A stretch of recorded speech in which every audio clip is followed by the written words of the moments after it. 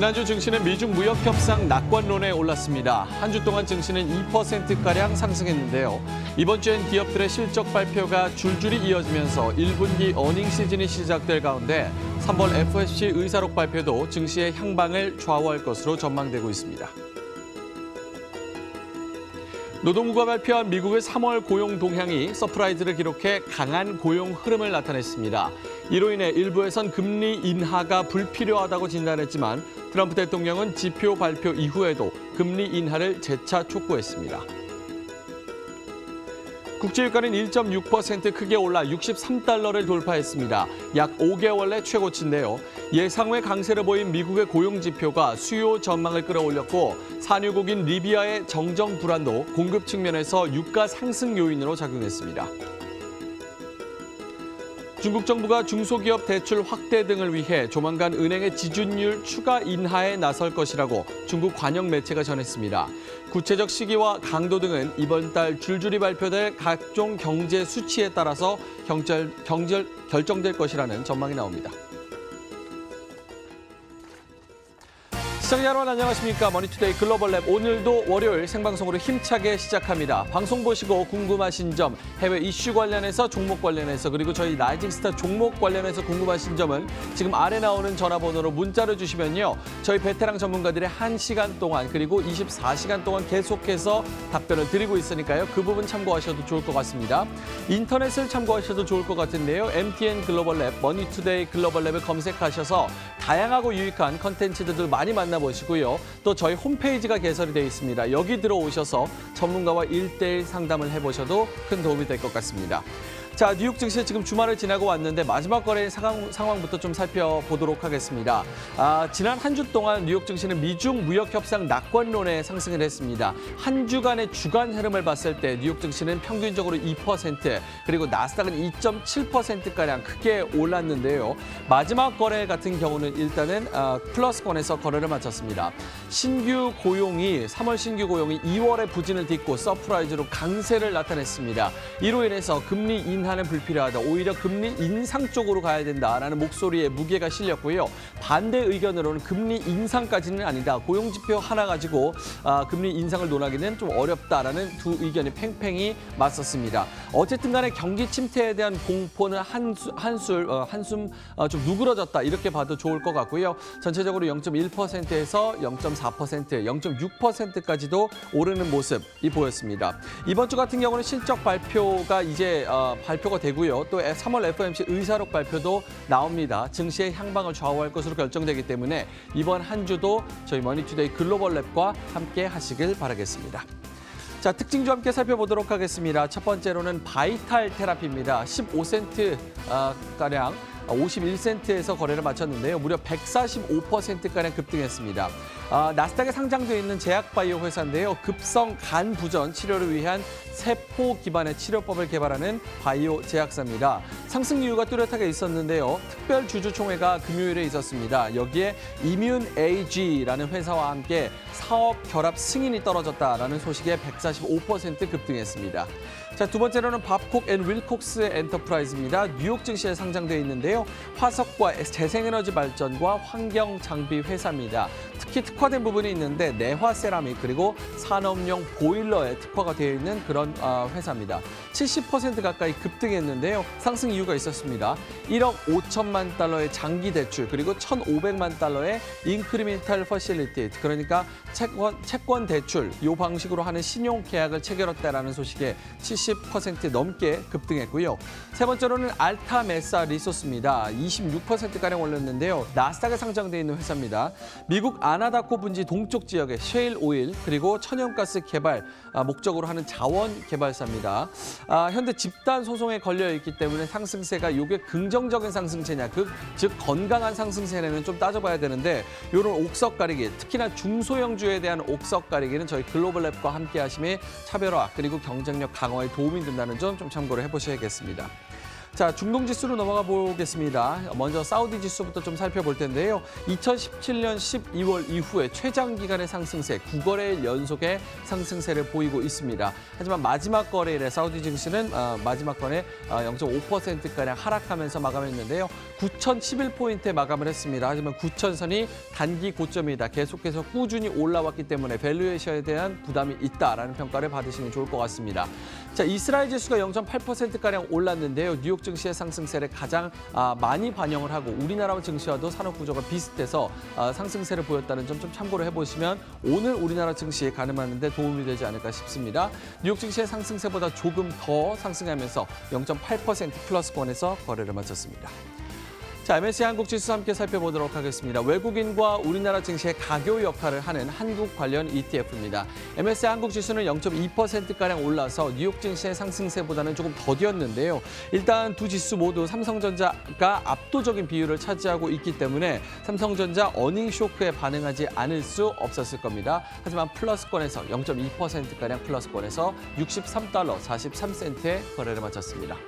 FTSE 지수도 마찬가지입니다. 여기도 삼성전자가 18%가량 포함이 되어 있는 그런 펀드고요. 0.25% 똑같은 상승률로 마감했습니다. 21달러 87센트에 플러스권에서 거래 마쳤습니다.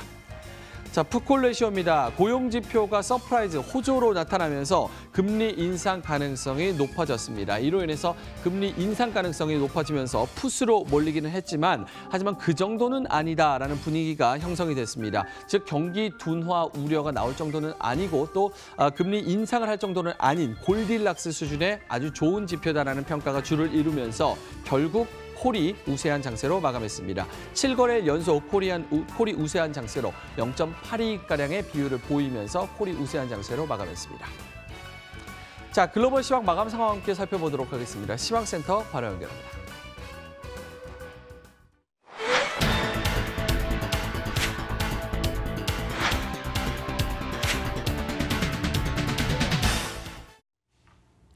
네, 글로벌 증시가 조금 쉬어가나 했는데 그와는 다르죠. 시장의 흐름은 윗방향으로 계속해서 이어가고 있습니다. 미중 무역 협상이 베이징에 이어서 워싱턴까지도 긍정적인 소식 들리고요. 트럼프의 한마디까지도 계속해서 긍정적인 무드를 유지하고 있습니다. 이번 주에는 또 화상을 통해서 추가적인 협상이 이어진다고 하는데 아직 남은 제안들을 어떻게 해결해 갈지도 조금 더 주목해 보도록 하겠습니다. 2월의 고용이 미국 시장에서 다소 한 자릿수가 빠지지 않나 의아할 정도로 굉장히 쇼크를 주었었는데요. 3월 고용 회복되는 수준 보여줬고 그와 더불어서 시장의 안정감을 이끌어주면서 글로벌 증시 전반에 영향을 주었습니다.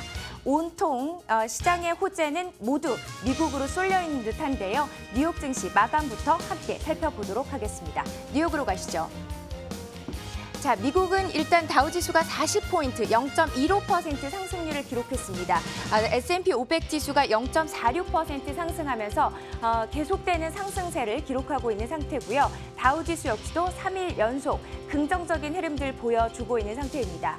어느덧 지수는 전 고점까지 가깝게 다가와 있는 수준이라고 보시면 되겠는데 이 신규 고용 지표와 함께 더불어서 무역 협상에 대한 결과 그리고 연준에 대한 압박까지 세 박자를 모두 다 통틀어서 지수를 윗방향으로 올려주고 있습니다. 나스닥 지수 역시도 0.59% 상승률을 기록했습니다. 유럽으로 가도록 하겠습니다. 유럽 시장의 움직임 일단은 미국 시장에 가장 큰 영향을 받기 때문에 모두 동반 상승 마감하는 흐름을 보여줬습니다. 유로스톡스 지수가 0.16% 상승세를 기록했는데요. 5포인트 이상의 상승률 기록했고요. 독일, 프랑스 역시도 강보합권 흐름 보여주고 있습니다. 영국의 상승폭이 조금 두드러져 보이시죠? 0.61%. 자, 브렉시트 시한을 조금 더 연기해달라는 요청을 했습니다.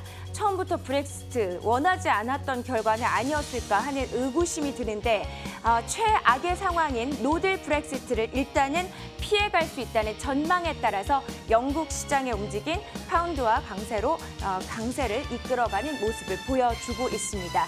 유럽 시장 역시도 이런 동반 상승 흐름을 기록했다고 보시면 되겠습니다.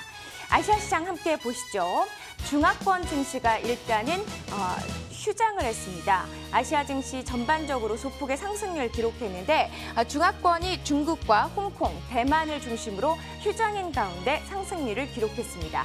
우리 시장 시장 같은 경우는 외국인과 기관의 동반 매수세가 이어지면서 엿새 연속 상승세. 지난주 그야말로 2200선에 안착하는 흐름을 보여줬습니다. 0.14% 강세를 기록하면서 자 2200선까지 가파르게 올라왔는데요.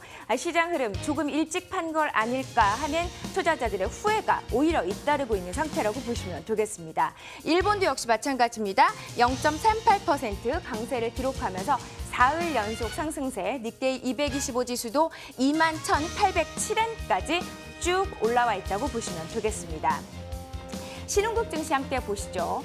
52주 신고가를 가장 먼저 경신한 국가는 인도의 흐름입니다. 인도 같은 경우는 38,862선까지 올라와 있는데 주 중에 52주 신고가 경신하는 흐름이었고요. 조용히 올라왔습니다. 그야말로 시장 0.46% 금요일장에 마감했습니다. 베트남은 하노이 정상회담 이후로 900선에서의 가까스로 지키는 움직임 보여주고 있는데 조금 등락이 있긴 했지만 일단은 900선 지키면서 가는 흐름을 보여주고 있습니다. 중동 함께 확인하시죠. 시장의 흐름은 일단 강보합권에서 약보합권까지 혼조 양상을 보여주고 있습니다. 사우디 증시가 9,000선 돌파 이후에 숨고르기가 이어지는 흐름 보여주고 있는데요. 0.58% 소폭 하락하면서 9,011을 가리키고 있고요. 이스라엘과 아랍에미리트는 강보합권에서 마무리했습니다. 전반적으로 글로벌 증시 상황이 상당히 긍정적이라고 보시면 되겠는데 환율 외환 시장의 흐름은 일단 횡보세를 기록했습니다. 달러 인덱스는 소폭의 강세를 기록했는데요. 97.36 기록하고 있는 상태고요. 원달러 환율의 움직임 역시도 1,136원. 고점권에서 움직이고 있지만 큰 모멘텀 없이 흘러가고 있는 흐름을 보여주고 있습니다. 유가는 그야말로 가파른 상승세를 기록하고 있죠. 5개월 내 최고치 기록하면서 12월 이후에 11월 이후에 가장 큰 폭의 상승세 기록하면서 63달러까지 올라와 있습니다. WTI가 63.1달러까지 올라와 있는 상태인데요. 1.6% 금요일장에도 가파른 상승세를 기록했습니다. 원자재 시장도 소폭의 강세를 보여줬는데 워낙에 증시 상황이 좋다 보니까 원자재 시장 오히려 좀 조용한 느낌입니다. 금 가격은 1,295달러를 기록하고 있습니다. 시장 굉장히 분위기가 좋은데요. 이번 주도 또 긍정적인 무드로 시작할 수 있을 것으로 전망이 되는 가운데 뉴욕 시장에서는 어떤 특징주들이 눈에 띄었는지 명민준 앵커와 함께 보시겠습니다.